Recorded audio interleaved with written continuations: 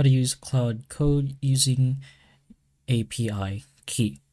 So of course, just start by installing your Cloud Code with the official installer. You can find it directly in their website.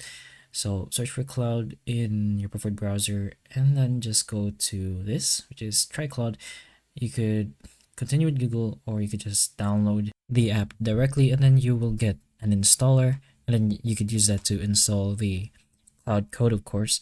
And then if you're on Windows, you can open up your PowerShell like so. You could just search for that. But if you are on your Linux or maybe your Mac OS, you could run the install command. But then just wait for it to finish, of course. Next, you're going to get your API key from the Anthropic console. So we're just going to go ahead and get ourselves an API key.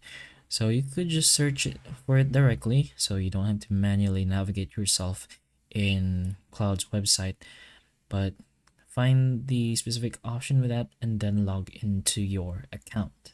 There's gonna be a few questions you have to answer, but that pretty much depends on you. Now you're gonna go ahead and get an API key, like so.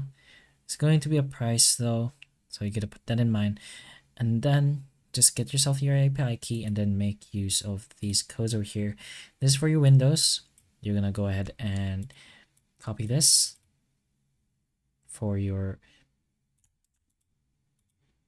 PowerShell. I'm gonna go ahead and paste that in directly here, and then of course your API key. If you're doing it on your Linux or Mac OS, choose this option.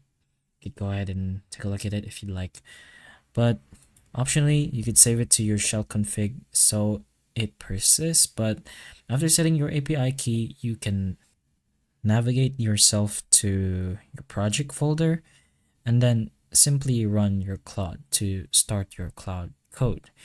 Although it could technically be already open, with that you're gonna see that if your key is detected, Cloud will automatically use it for authentication.